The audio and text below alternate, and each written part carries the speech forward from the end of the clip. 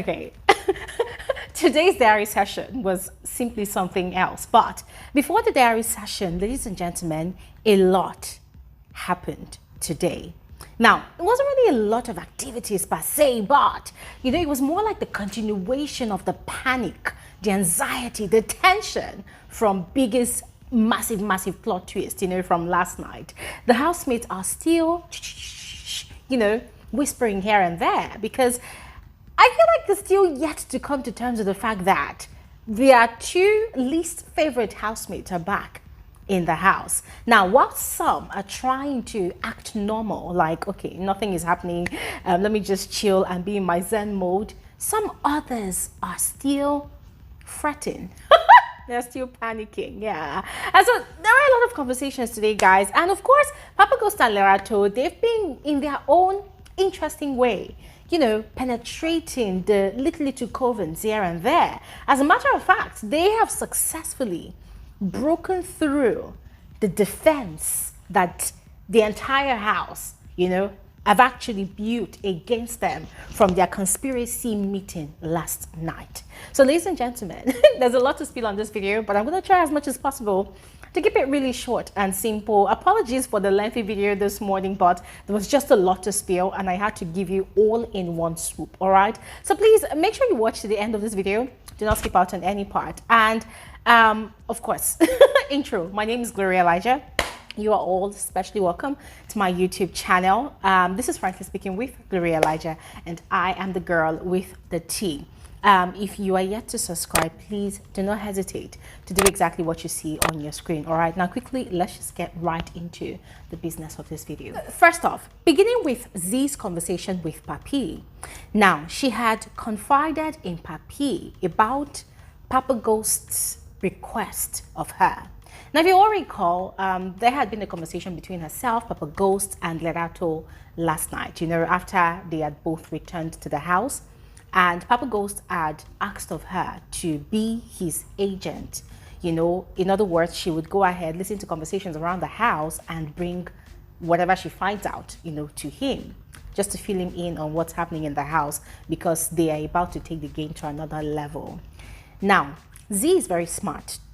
She noticed that in that conversation, Papaghost did not tell her to not tell anybody about his demand. Yes. And so she was in a dilemma. She was thinking hard about it. Like, okay, why should she agree to do this for him? First off, she came to the house alone. She's hoping to win the money by herself. At the end of the day, it's one person that's going to win that money. So why should she help someone else's game? What's in it for her that he had not mentioned if the instruction was even from Big Brother? If Big Brother wanted her to be a disruptor, Big would definitely have told her in the diary room, but there's no such thing happening. Yes, so why should she even do it for him?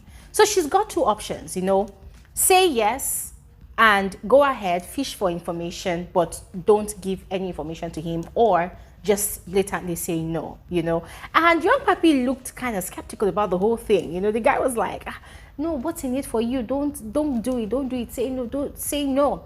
By the end of the day, she decided that she was not going to do it. But guys, that this is Z we're talking about.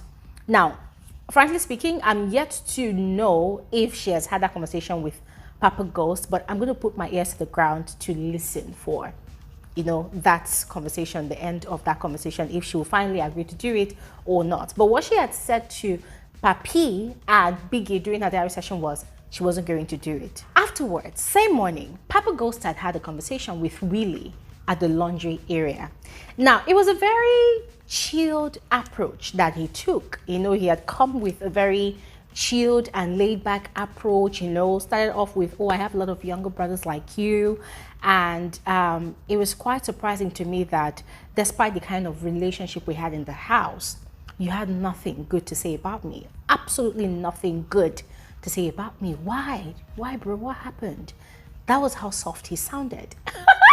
And Willie started explaining himself, although everything Willie said made absolute sense. And I loved the stance he took, because according to him, dude, everybody is built differently. You are very arrogant, of course. You're proud, of course. But because of how nice you are to me, I overlook all of your excesses, and I flow with our friendship. And so everything I said whilst you were not here, there were things I actually thought about you, and that's my opinion about you, but it doesn't take away the fact that I respect you as a friend. So they just talked and cleared the air about all of that. And Papaghost now hinted to him that, listen, we came back to the house to change the game because things are kind of boring, and we sometimes forget that we're here to entertain. So we're just here to make the game entertaining, make it exciting. And Willie was like, well, you remember I used to ask you, what should we do every day? I mean, in other words, trying to tell Papaghost that, listen, if you have any plan, include me in your plans, because I've always wanted to disrupt things as well, So guys, they had that conversation, and it was just going really well, no bad blood, no bad energy. Papaghost wasn't attacking him for having said things about him whilst he wasn't in the house. And so they kind of, cemented their friendship all over again. Whilst that conversation was going on, Lerato was having her own conversation with Sinaye on the side. Now, she came off as very warm, very friendly, more of like, well, whatever happened, happened. I don't give an actual fuck. We just have to move on. At the end of the day, it's a game. Everybody has to do what they have to do to survive in the game. That was the front that she was giving, And then she was asking like genuine questions about Sinaye's family, his position in his family, his role as, one of the breadwinners in his family, just showing genuine interest. And guys, we know that Sinaye is a very emotional person. So this guy fell for it. He fell for it. Hook, line, and sinker. He swallowed everything. And he opened up to, Lerato. And in the midst of the conversation, she was correcting a lot of misconceptions about herself, which he had opened his mouth to talk about a lot of times, like both of them actually had any friendships, i.e.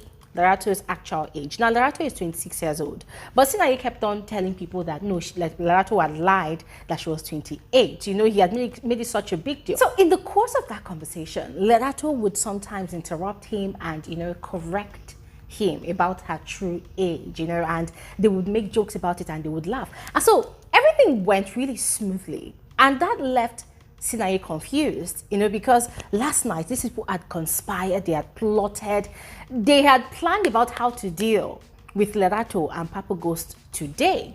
But now they're having conversations and everything is all well and good. So later on, when he was having conversations with Taki, he was even the one assuring Taki not to think about it too much, that they had a very good conversation, that he actually enjoyed the conversation because she genuinely showed interest, in him, in his life, in his family, and it was a very good conversation. Taki should not think much about it.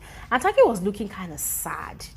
Now, you could tell that he felt like Sinaye had betrayed the group at the meeting they had last night. But he just could not really, express his upset about it. But for Sinaye, he's not thinking anything much about it. And even when he had his diary session today, and people that had asked him about, the return of those two people, and if he's happy that the Lerato is part of his team. I think Lerato or Papaghost, because of course Big Brother had to fix them somewhere for the weekly wager task, right? And Papaghost had picked a paper that made him fall into Sinaye's group, and he's being such a team player, bringing great additions to their task, and Sinaye is quite happy about it. It's taking off a lot of workload from him as well. So he was telling Big Brother in his diary session that he's even very happy that Papaghost joins them, because there's nothing out of the ordinary happening, like everything is going all well and good. So he's not really bothered at the moment. I'm like, bro, you want to say you're not bothered right now, but as of yesterday, you were a pack of nerves. But anyways, guys, moving on. Whilst it seemed like all of these friendly conversations are happening, with Papaghost and Lerato and some of the other housemates, Mark Jr., on the other hand, was quite upset. Dude was really upset. Now, it turns out that Papi had like a brief moment with Papaghost. I did not see that, yes. I only heard of it from that conversation he had with, I think, Taki. Yes. So dude was ranting, calling Papi two-faced, that, oh, the guy betrayed. Did he use the word betrayed now? But he was just calling the guy two-faced, that the guy is acting scared, like, oh, because he's scared of getting nominated, that's why he's behaving like that. Guys, just ranting, yeah, but it was a very brief moment and it was quite funny. And it was just going on and on, talking about how he's just staying clear, you know, he's lying low, he doesn't want to entertain anybody, blah, blah. But guys, it was just very obvious that Mark Jr. has all of a sudden crawled back into his shell. Now, not because he's a coward, but of course, his usual manner of staying from out of the circle, you know, to observe, to watch, and see how things unfold. But at the moment, he's not really doing much of any observation. He's still sort of rattled, you know, it's like a dream. This is why I had to wake up to the reality that, okay, these two people are back. And during his diary session, this guy was just laughing and laughing and laughing. And guys, it was very hilarious. I was having a good laugh. My junior, it was just still very obvious that he still hasn't come to terms with the fact that these people are actually back. He called them his favorite housemates during his diary session. And guys, it turns out that Lerato is part of his team. But she's been very helpful because according to him, there was something that he had to do. They had to sew a tail to their mascot for their, you know, group's task. And none of them could do it, but Lerato was able to do it. So it's neither here nor there, you know. So it's not like he's actually excited that you're back or not, but well, whatever. He's just going to just watch and see how things unfold. But guys, Mark Jr.'s diary session was quite interesting. I was having a good laugh. Speaking about conversations that happened today, it was still from one of those conversations that we learned that Yolanda had actually planned that whole drama. Okay, maybe not the outcome of the drama, but that whole drama, you know, that happened last night before the return of Papaghost and Lerato. Now, she was actually giving this gist to Makeke and Millet. According to her, she did not specifically tell Mitch and Chuenza that she was going to apologize to the whole house. She was only telling them that she wanted them to gather because there were certain things that she's noticed that she wanted to clear the air about. She didn't really tell them what she wanted to do anyways. You know, she just wanted to prove to them that, listen, I can actually plan things on my own without the assistance of anybody in this house. I can do things by myself, you know. So she had planned it all, and it turns out that it was actually Mitch and Chuenza that fell into the trap, and they were the ones caught in the drama, and she was just seated one corner and she was just looking and laughing at how everything was unfolding. You know, at some point, Mark Jr. had come to her and asked that, oh, so this is how you planned everything. And she was like, well, she didn't have to do anything. She said what she wanted to say. But guys, the way she told the whole story was so hilarious. And according to her, she wanted Mitch and Chuenza to learn a lesson that in that house, you need to know who your real people are. And that was exactly what happened. Now, guys, I'm going to be frank with all of you.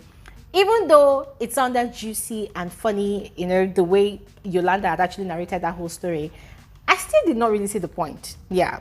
The point I shared with all of you on my earlier video is how I saw it, you know. This girl shook the whole house. She opened up their can of worms in their faces, and that was it. Now, she had another motive which she shared. I don't know. Yeah, but whatever. Now, moving on to the diary sessions. Lerato was the first to have a diary session today, and oh my God. Guys, it's just sad that I'm not a fan. Like, I don't do all that stanship business or anything. If not, if I were a proper fanatic, I would literally print a jersey and put Lerato's face on it, because Lerato was giving what a Siamosha housemate should give during a diary session. Yolanda is the queen of the diary room, but today, oh my God, it was Lerato's turn to take the shine. Lerato came with guns blazing. Ladies and gentlemen, she told Big Brother that today she's just, you know, towing the route of love and light. You know, she's not going to allow anything provoke her or anything. She's seeing how the house is tensed, how the housemates are going here and there, you know, just whispering here and there. They're conspiring, but she's not going to allow anything get to her. However, if anybody steps on her toes, she's going to give it to them really hot. Then she had talked about the fact that she had resolved that moving forward, she was never going to eat anything that any of them prepared. Why? Because they do not have their bath. Hey! Guys, Lerato literally dragged all the housemates. And the person that cooked this morning was Mpumi. Lerato said a lot. She said she can't be eating food from people that don't shower. That even when they were watching them on TV, that these people don't shower, they don't have their bath, they are not clean. That she likes to know where everywhere is smelling nice and everywhere is smelling good. And then the person that's preparing the meal smells good as well. How can you wear clothes you wore from the gym to enter the kitchen and cook? Oh my God. See, it felt like all those shades were actually directed at Mpumi, because Mpumi was the one that cooked today. She did not go and shower. Straight from the gym, she used that same sweaty body to go and cook food. And I totally understand where Lerato was coming from, and I can also relate as well, because guys, I have a little bit of OCD. Lerato said all of that, and so she said that she's going to be cooking her own food moving forward, and the only thing she doesn't want to hear is the why. Because if they ask her why, she's going to tell them that they all stink, they are dirty. That is, as a matter of fact, she's going to give them the reason why she's not eating their food by next week. It's from next week that she's going to start wreaking havoc in the whole house. And for this week, she's just going to allow everybody to do their thing. She's not going to do anything. And then she had also talked about certain housemates like Mark Jr. and Taki, you know, who were kind of in their shell when she and Papaghost were still in the house before. And at the moment they had been fake evicted, they came out of their shell. They've been very, very cocky. You know, they've been throwing their confidence all around. And the moment they're back now, these people are kind of shrinked back into their shell, you know. As a matter of fact, she's going to actually confront Mark Jr. She's going to ask Mark Jr. what the task is all about, even about the wager task.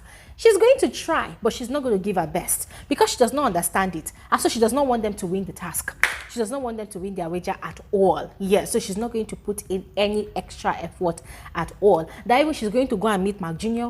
and ask him to explain the wager to her. That because she doesn't understand why they made the decision. Ah, my God, guys. Lerato had a lot to say. She did have a lot to say. But overall, guys, it was exciting. It was exciting also because she mentioned the fact that watching the housemates from another lens, from an outsider perspective, it made her realize that they were boring, that they lacked content, that you see people talking and they're only gossiping about people. They are not talking about anything informative or entertaining, that the conversations are repetitive. I said, thank God, though, that at least one of them by themselves now have actually heard it, seen for themselves that they were actually boring. Yeah. That the only thing they are doing is relationship here and there, ship and guys, this girl exposed everything, of course, by Big Brother's questions. And see, I was just so excited that finally, at least one of the housemates, or even two of them, because Papaghost said the exact same thing, that at least two of them, they've gone out of the house and they viewed themselves from the outside. And now they understand that indeed they are boring. And so they have a mission to come bring some entertainment in the house. Papaghost, as I said, also had similar things to say, but one thing he also observed was that the housemates act like cowards. Yes, they conspire a lot. They gossip about people in the most negative way, and they say things to, you know, instigate and, you know, encourage other people to have beefs against other people.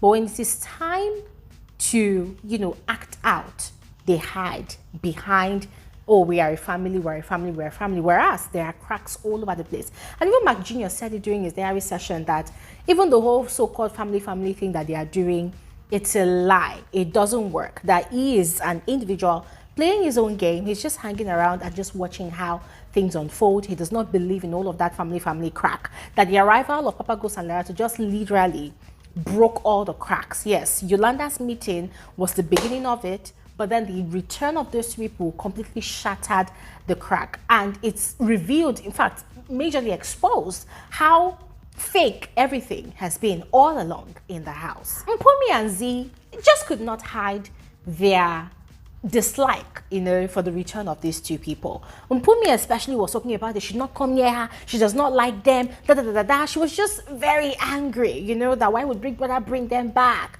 And guys, it completely reminded me of the very first, is it Friday night or Thursday night of the very first week of this season. If you all recall, Lerato had a conversation about Mpumi's wastefulness in the house as the cook at the time. And Mpumi was crying, and it was Papaghost that was consoling her and encouraging her, you know, and just making her feel good about herself. She was under Papaghost wings, you know, as that one person that would always encourage her to love herself more, to be confident and all whatnot. So listening to her in the diary room today, I was just laughing. And she was literally ready for war with these people. She said Lerato had come to her, is it early this morning, to say that, oh, Papaghost says that you are his latest target. And then she had gone to meet Papaghost and said, okay, what do you mean? And he had said, no, not target, as she says, that you are my newest mission, because I realized that you are a very good actor, you know. So she said the way she interpreted that was that, oh, he means that she's being fake and he's trying to get her out of character. And if he tries it, oh my God, there's going to be a massive altercation. She's ready for that. She was just ready for fight and war. And I'm like, okay, oh, we will see how it goes. Because the two people that you want to go and fight, they will only rile you up. They will not engage you in any back and forth exchange of words. Nah, they won't give you any highlight. Anyways, guys, the diary session today overall was majorly about these housemates complaining and complaining and complaining about the return of the two villains of the house. And guys, it was quite entertaining. Yeah, it was quite entertaining. However, the house is still sort of divided. Yes, you know, before it was divided between Papaghost, Lerato, Mitch, Yolanda, and Makeke against the rest of the house. But now, the other rest of the house, there are cracks in this their little family thing going on, right? So personally, I'm just waiting to see how things pan out, especially tonight, all right? But in the meantime, guys, go ahead, let me know your thoughts in the comment section below. See you guys on another video. Have an amazing evening. Bye.